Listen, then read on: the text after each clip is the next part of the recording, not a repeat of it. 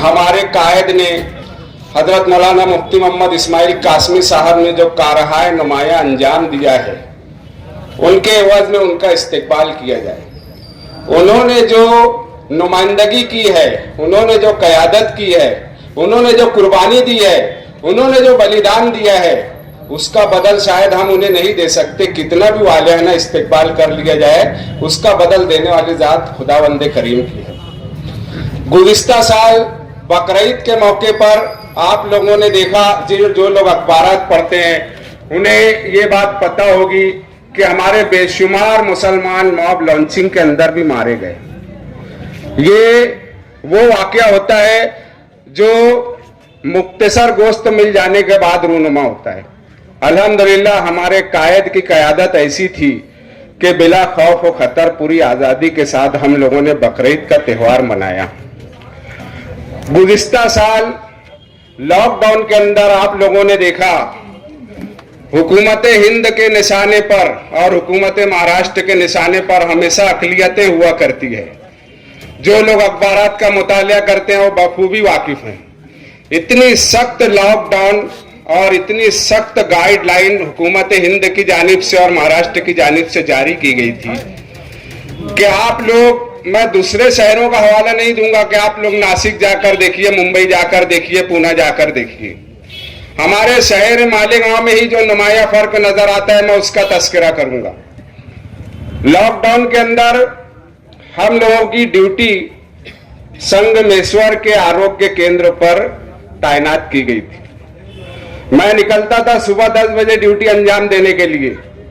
हमारे इलाके से गुजरते वक्त मैं देखता था कि तमाम रौनकें मौजूद है, दुकानें खुली हुई, अल्हम्दुलिल्लाह नमाजें हो रही है। सिर्फ अंबेडकर पुल क्रॉस करता था तो ऐसा लगता था मैं जंगल में आ गया। दुकानें तो खुली रहना दूर की बात है, एक मकान खुला नहीं मिलता था मुझे। ऐसे हालात में हमारे कायद मोहतरम ने वो नुमाइंदगी की है कि आज पूरा मुल्क रश्क कर रहा है। हमने पूरी आज़ादी के साथ रमजानुल मुबारक में ईद उल फित्र की तैयारी की, नमाजें अदा की 5 वक्ता, तरावी का एहतमाम हुआ, दुगाना का एहतमाम हुआ। दुगाना भी बकरीद के वक्त लश्कर वाली ईदगाह पर होता था, मगर कुछ कमजोर लोगों की नादानी से हमारा वो दुगाना सियासत की शिकार हो गया। बावजूद उसके हमने मस्जिदों में नमाजें अदा की।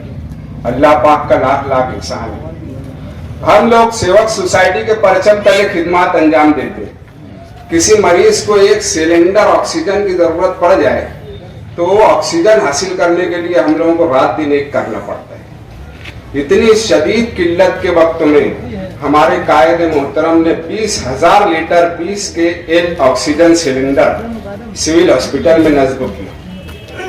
यह भी उनका बहुत बड़ा कारनामा है। उसके बाद आप तमाम हजरात को मैं ये बताता चलूं कि जिस वक्त बेटा बाप के करीब नहीं जाता था, भाई भाई के करीब नहीं जाता था, ऐसे मुश्किल दौर में हमारे कायद मोहतरम ने घर से बिला खौफ व खतर निकलकर दवाखानों में जा करके मरीजों की इयादत की। उनको लगने वाले तमाम वसाइल हुकूमत महाराष्ट्र से मंजूर करवा कर एक और मुश्किल दौर में बताता चलूं, चूंकि हुकूमत हमारे कायद मोहतरम की पार्टी की नहीं है, बावजूद उसके मुखालिफिन के होने के बाद भी हमारे कायद मोहतरम ने अपनी पूरी ताकत से मरीजों के लिए लगने वाले तमाम लवाजमात मंजूर करवा करके हमारे मालेगांव शहर में मुहैया किया। ये भी उनका एक बहुत ही अजीम कारनामा है। बल्कि रमजानुल मुबारक में मैं कहूंगा कि अल्हम्दुलिल्लाह हमारे शहर का माहौल ऐसा बन गया था कि रियासत महाराष्ट्र के चीफ मिनिस्टर को अगर हम दौरा करा देते तो बोलते मेरी रियासत का इलाका ही नहीं है ये मालेगांव। उनको यकीन ही नहीं आता कि महाराष्ट्र की रियासत में भी ऐसा माहौल मिल सकता है कोरोना के दौरान। और इसके अलावा बेशुमार उनकी खिदमत है जिसका तस्करा करा जाए तो रात कम पड़ जाए, और अगर उसे जब्त तहरीर लाया जाए तो रोशनाई कम पड़ जाए, और उसका तस्करा किया जाए तो जबान सूख जाए। फिलहाल मैं ये चंद बातें आप लोगों के गोश गुजार करूंगा।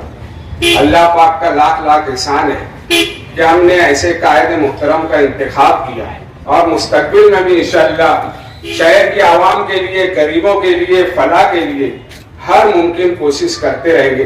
इतना ही कहते हुए मैं अपनी बात को खत्म करता हूँ।